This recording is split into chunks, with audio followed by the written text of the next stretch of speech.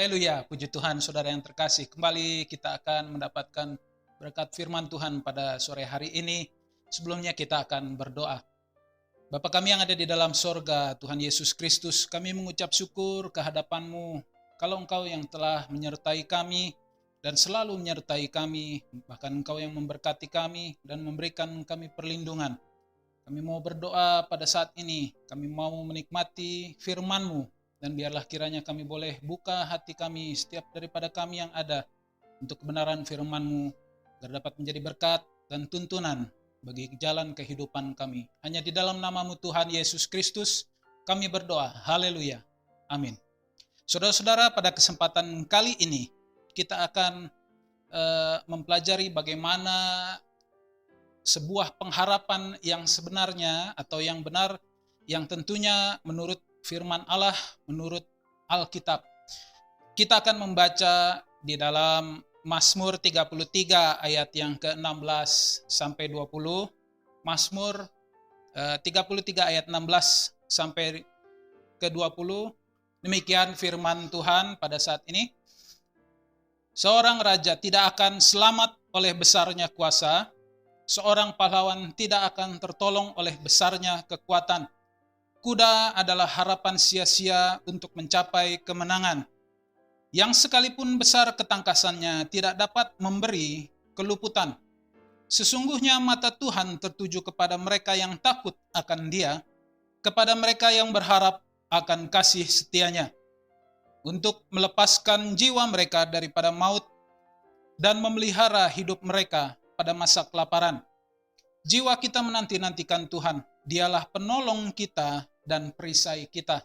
Saudara-saudara, Daud menuliskan ayat-ayat yang baru saja kita baca, yang tertuang di dalam Mazmur, yang mana Daud menjelaskan melalui tulisannya ini, mengajarkan kepada kita mengenai suatu bagaimana kita harus atau manusia harus menaruh harapnya yang benar tentunya. Saudara-saudara, kita sama-sama tahu bahwa Daud adalah seseorang yang berpengalaman dalam hal peperangan. Baik itu peperangan secara fisik, melawan musuh secara fisik, memakai alat-alat perang seperti pedang dan seterusnya, melawan musuh mereka. Juga Daud adalah seorang yang berpengalaman dalam hal perang batin atau tekanan, masalah kehidupan. Kita sama-sama tahu Daud adalah seorang yang pernah diburu oleh Saul yang ingin dibunuh. Saudara-saudara, kita melihat bagaimana perjalanan kehidupan Daud penuh dengan pengalaman bersama-sama dengan Allah. Begitu banyak Allah menolong kehidupan Daud, melepaskan dia dari kesesakan. Sehingga kalau Daud menuliskan ayat yang baru saja kita baca, suatu bukti bahwa Daud melalui pengalaman hidupnya, melalui perjalanan hidupnya bersama-sama dengan Tuhan, dia menceritakan bahwa di dalam kehidupan, pengharapan yang sesungguhnya justru ada di dalam Tuhan. Kita melihat kalau di ayat yang ke-16 dan 17 tadi dikatakan, Daud mengungkit bahwa seorang raja tidak akan selamat oleh besarnya kuasa. Itu yang pertama. Lalu kalimat berikutnya, pahlawan tidak akan tertolong oleh besarnya kekuatan. Saudara-saudara, tidak ada kedudukan yang lebih tinggi dari seorang raja di muka bumi ini, baik pada masa sekarang, seorang pemimpin negara, seorang pemimpin bangsa, dan juga pada masa di mana Daud hidup, di mana Daud menuliskan Mazmur ini. Seorang raja, tapi dikatakan oleh Daud, tidak akan selamat oleh besar kuasanya. Padahal posisi raja adalah posisi yang tertinggi. Kuasanya adalah kuasa yang terbesar yang dimiliki. Tetapi bahkan kuasa seorang raja tidak akan mampu menyelamatkan. Lalu dikatakan seorang pahlawan tidak akan tertolong oleh besarnya kekuatan. Saudara-saudara, seorang pahlawan tidak akan sampai pada predikat menjadi pahlawan kalau dia tidak memiliki kekuatan yang ditonjolkan, yang dibuktikan. Tentunya dalam hal ini adalah dalam peperangan. Sehingga kalau kita melihat bagaimana Daud mengatakan pahlawan tidak akan tertolong oleh besarnya kekuatan, artinya bahkan kekuatan, kemampuan yang dimiliki seseorang yang sudah menjadi pahlawan, yang memiliki predikat seorang pahlawan pun kekuatan yang besar, kemampuan yang besar, tidak dapat menolong. Lalu dikatakan di ayat yang ke-17, kuda adalah harapan sia-sia untuk mencapai kemenangan. Sekalipun besar ketangkasannya yang dapat memberikan keluputan. Saudara-saudara, kuda adalah alat yang dipakai pada masa lalu, pada masa dulu, dalam peperangan. Dan kuda ini adalah sesuatu yang alat peperangan yang begitu menonjol, yang begitu penting perannya, krusial sekali, di mana tentara pada saat zaman itu di mana Daud ada, kalau memiliki pasukan berkuda yang begitu banyak, peluang kemenangannya lebih besar jauh daripada tentara yang hanya tentara pejalan kaki atau infanteri. Nah, saudara-saudara, pengalaman Daud sekali lagi tidak membohongi atau tidak dapat kita pungkiri bagaimana dia menjalani peperangan. Yang ada, saudara-saudara, kita melihat bahwa Daud menyangkal atau Daud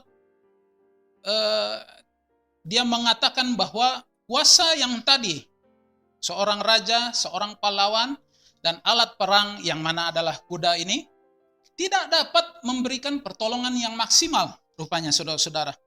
Nah, kita melihat bahwa ini menurut Daud bahwa hal-hal yang seperti ini artinya tidak dapat memberi jaminan kemenangan dalam sebuah peperangan.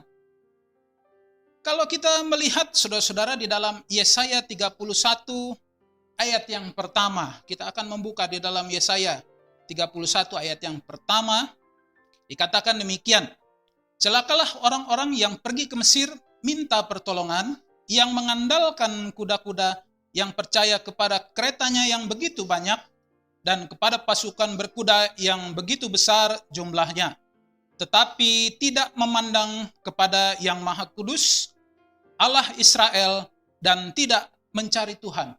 Ini saudara-saudara mendukung ayat yang tadi kita baca di dalam Mazmur, bahwa dikatakan orang yang meminta pertolongan kepada Mesir, Mesir adalah gambaran kekuatan yang besar pada masanya. Dan Mesir memiliki pasukan berkuda yang begitu banyak, bahkan jauh melebihi daripada bangsa-bangsa lain. Sehingga orang-orang di sekitar bangsa Mesir, orang-orang yang menjadi sekutu dari bangsa Mesir, ketika mereka menghadapi peperangan, mereka pergi kepada Mesir meminta pertolongan. Tetapi dikatakan dalam Yesaya 31 ayat 1 tadi, dikatakan celakalah orang-orang yang pergi kepada Mesir untuk minta pertolongan, yang mengandalkan kuda-kuda mereka. Ini saudara-saudara sangat cocok dengan apa yang Daud ungkapkan tadi. Tetapi di ayat yang di kalimat yang berikutnya dalam Yesaya 31 ayat 1 ini dikatakan, yang tidak memandang kepada Yang Maha Kudus, Allah Israel, dan tidak mencari Tuhan.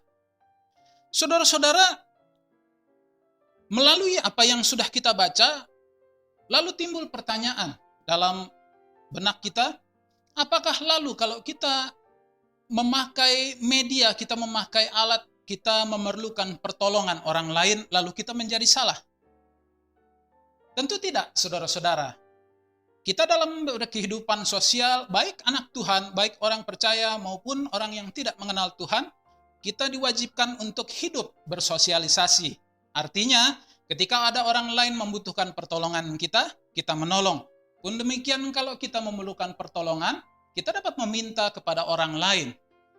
Hal ini, saudara-saudara, kita dapat melihat bahwa sebenarnya tidak ada yang salah dengan masalah meminta pertolongan. Kita melihat yang pertama, saudara-saudara, dalam satu kisah di dalam 2 Raja-Raja 4, kita membuka di dalam 2 Raja-Raja 4, ayat yang ke-40 dan 41. Kemudian dicedoklah dari masakan tadi bagi orang-orang itu untuk dimakan, dan segera sesudah mereka memakannya, berteriaklah mereka, katanya, maut ada dalam kuali itu, hai abdi Allah, dan tidak tahan mereka memakannya. Tetapi berkatalah Elisa, ambillah tepung, dilemparkannya lah tepung itu ke dalam kuali, serta berkata, cedoklah sekarang bagi orang-orang ini supaya mereka makan. Maka tidak ada lagi suatu yang bahaya dalam kuali itu. Saudara-saudara, kita melihat bagaimana Elisa dia melakukan suatu mujizat, tentunya atas pimpinan Roh Kudus, atas kuasa daripada Allah.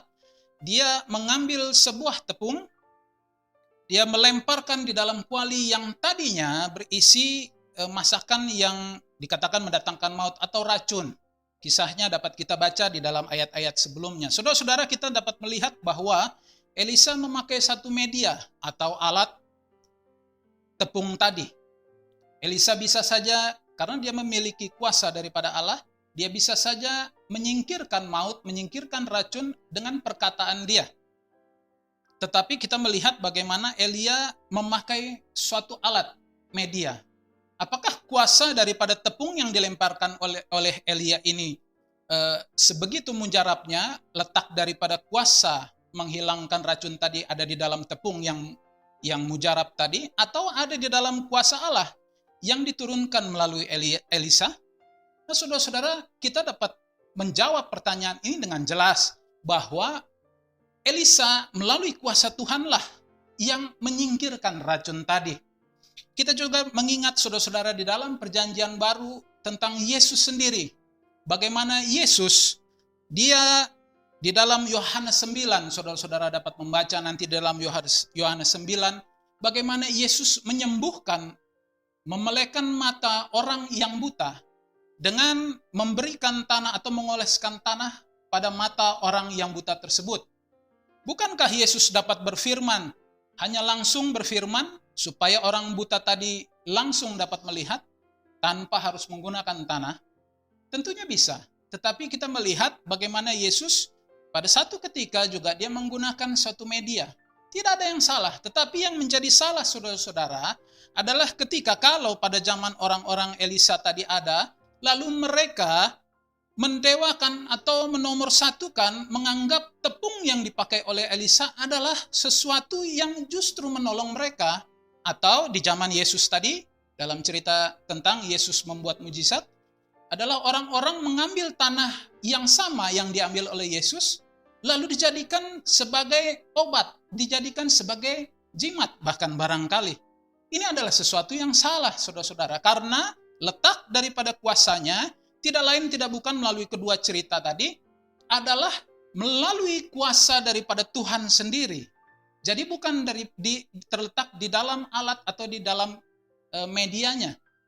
Pada zaman perjanjian lama juga saudara-saudara kita dapat mengingat bahwa Musa, ketika bangsa Israel kena kutuk, mereka dipagut oleh ular beludak, Musa mendirikan melalui petunjuk daripada Tuhan, mendirikan suatu patung, suatu ular, membuat ular dari tembaga di atas tiang, supaya ketika orang Israel memandang daripada ular tembaga tadi, mereka dapat kesembuhan.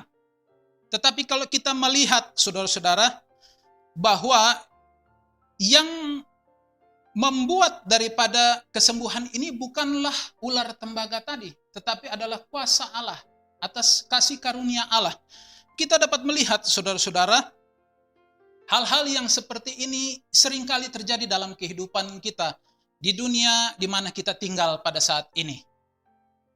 Kita dalam akhir-akhir ini kita menjalani kehidupan yang susah, yang sulit, saudara-saudara. Wabah yang sekarang sedang melanda dunia begitu menghantam negara kita. Setiap hari angka penularan, angka kematian semakin meninggi, semakin naik. Saudara-saudara, ada kepanikan. Bahkan kita tidak perlu melihat dari negara lain, kita lihat apa yang terjadi di negara kita. Kita dapat melihat bahwa kepanikan yang terjadi membuat orang begitu panik sehingga mereka melakukan pembelian besar-besaran, mencari dengan membabi buta. Mulai dari obat-obatan, vitamin, tabung oksigen yang terakhir, saudara-saudara. Kita dapat melihat bahwa sebenarnya tidak ada yang salah ketika seseorang yang sakit dan ketika kita memerlukan kesehatan, lalu kita mencari obat-obatan, kita mencari suplemen, vitamin, kita bahkan mencari atau menyediakan tabung oksigen untuk berjaga-jaga. Mungkin ada orang yang lanjut usia, tempat kediaman kita supaya kita dapat berjaga-jaga, tabung oksigen tadi. Tidak ada yang salah, saudara-saudara. Tetapi ketika kita merasa bahwa kalau kita tidak memiliki obat-obatan, vitamin, bahkan tabung oksigen tadi, lalu kehidupan kita menjadi terancam, ada kematian yang menunggu kita seolah-olah, saudara-saudara hati-hati. Dengan demikian bahwa kita sebagai anak-anak Tuhan, kita sudah melupakan bahwa pertolongan yang sesungguhnya ada di tangan Tuhan. Kita dapat melihat di dalam ayat, saudara-saudara, Mazmur 33 tadi, kita kembali di dalam Mazmur 33 tadi, di ayat yang ke-18 sampai 20. Saya membacakan ulang apa yang dituliskan Daud. Sesungguhnya mata Tuhan tertuju kepada mereka yang takut akan Dia, kepada mereka yang berharap akan kasih setianya, untuk melepaskan jiwa mereka daripada maut dan memelihara hidup mereka pada masa kelaparan. Jiwa kita menanti-nantikan Tuhan, Dialah penolong kita dan perisai kita. Artinya melalui tulisan yang kita baca ini, melalui ketiga ayat ini, saudara-saudara, Daud ingin menyampaikan bahwa di dalam ayat 18 ada pengawasan Tuhan yang Tuhan berikan. Mata Tuhan tertuju kepada orang-orang yang takut akan Dia. Artinya tidak terlepas kita ini dari pengawasan Tuhan. Mungkin itu Tuhan tidak ada secara fisik di samping kita, kiri kanan, di depan kita, di belakang kita. Tetapi Tuhan, saudara-saudara, percayalah bahwa Tuhan mengawasi kita, kehidupan kita. Dia berjaga-jaga atas kita. Di ayat yang ke-19, lalu Daud mengungkapkan mengenai pemeliharaan untuk melepaskan jiwa mereka daripada maut dan memelihara pada masa kelaparan. Artinya ada pemeliharaan Tuhan, saudara-saudara, terhadap kita, terhadap anak-anak Tuhan. Tidak dibiarkan. Memang betul terjadi kelangkaan, mungkin bahan makanan menjadi naik, dan seterusnya. Lalu seperti yang saya katakan tadi, obat-obatan menjadi susah, alat-alat kesehatan menjadi langka, yang mungkin bagi orang dunia berujung kepada maut, dapat membahayakan kehidupan. Kita dapat melihat bahwa melalui perkataan Daud di dalam ayat 19 tadi, Tuhan mampu melepaskan daripada maut, daripada kelaparan. Ada pemeliharaan. Di dalam ayat yang ke-20, saudara-saudara, yang ingin disampaikan Daud adalah Tuhan memberikan perlindungan dan pertolongan. Dikatakan, jiwa kita menanti-nantikan Tuhan, Dialah penolong dan perisai kita, pelindung. Saudara-saudara, jangan kita sampai melupakan. Apapun yang kita pakai, apapun yang kita harapkan, yang terutama inti daripada pengharapan kita, saudara-saudara, harus tertuju kepada Tuhan saja. Boleh tidak salah kita pergi untuk mencari obat, untuk mencari suplemen, untuk mencari alat-alat kesehatan yang dapat menunjang kesehatan kita, kehidupan kita. Tidak ada yang salah. Tetapi jangan sampai lalu kita bergantung kepada hal-hal tersebut seolah-olah hidup kita tidak akan dapat diteruskan ketika kita tidak memiliki hal-hal tersebut. Ketika kita tidak mendapatkan obat-obatan, ketika kita tidak mendapatkan alat kesehatan yang cukup, ketika kita tidak mendapatkan vitamin yang cukup, seolah-olah kita berada dalam bahaya yang besar yang mengancam jiwa kita. Ingat satu hal, saudara-saudara, bahwa keselamatan kita, pemeliharaan dan perlindungan kita terletak pada Allah saja. Di dalam kuasa Tuhan yang dapat menyelamatkan kita, yang dapat meluputkan kita. Jadi saudara-saudara, biarlah kita mulai mengubah dan berhati-hati dengan pikiran kita, dengan pola pikir kita. Jangan sampai lalu kita mendewakan atau menomorsatukan alat-alat atau media, segala sesuatu seolah-olah hal-hal tersebut dapat menolong, satu-satunya yang dapat menolong kehidupan kita. Ingat saudara-saudara bahwa pertolongan yang sesungguhnya ada pada Tuhan saja. Orang-orang yang berharap kepada Tuhan tidak pernah dibiarkan Tuhan. Selalu ada pemeliharaan, selalu ada perlindungan, selalu ada pimpinan di dalam Tuhan. Kita serahkan apapun yang menjadi kekhawatiran kita pada masa-masa sekarang ini, saudara-saudara. Kita boleh hidup dan tinggal pada masa yang begitu bahaya seperti sekarang ini. Tetapi jangan sampai kita seperti orang-orang yang tidak mengenal Allah. Firman Allah mengatakan, jangan sampai kita seperti atau hidup seperti orang-orang yang tidak mempunyai pengharapan di luar Tuhan. Mari saudara-saudara, firman Tuhan telah berkata kepada kita mau memakai kesempatan ini untuk mengoreksi diri kita, untuk kita mendekatkan lagi dan memberikan pengharapan kita sepenuhnya kepada Allah saja, supaya Tuhan yang dapat menolong kita. Puji nama Tuhan saudara-saudara, kiranya firman Tuhan dapat memberkati kita semua. Kita akan berdoa. Kami mengucap syukur di hadapan-Mu pada saat ini Tuhan Yesus Kristus, kalau ada firman-Mu yang mengingatkan kami kembali. Melalui kebenaran firman-Mu pada saat ini, kami tahu bahwa pengharapan yang sesungguhnya ada di dalam Engkau saja. Bahwa kami harus datang dan lari kepada Engkau. Engkaulah Tuhan Yesus yang menjadi pengharapan yang sesungguhnya. Supaya pengharapan kami tidak menjadi sia-sia. Kami menaruh iman kami yang besar kepada Engkau Tuhan Yesus. Bahwa ada pemeliharaan, ada perlindungan, ada pengawasan yang Kau berikan terhadap kami. Biarlah kiranya melalui firman ini kami boleh selalu berjalan sesuai dengan kebenaran firman-Mu. Hanya di dalam nama-Mu Tuhan Yesus Kristus kami berdoa dan mengucap syukur. Haleluya. Amin.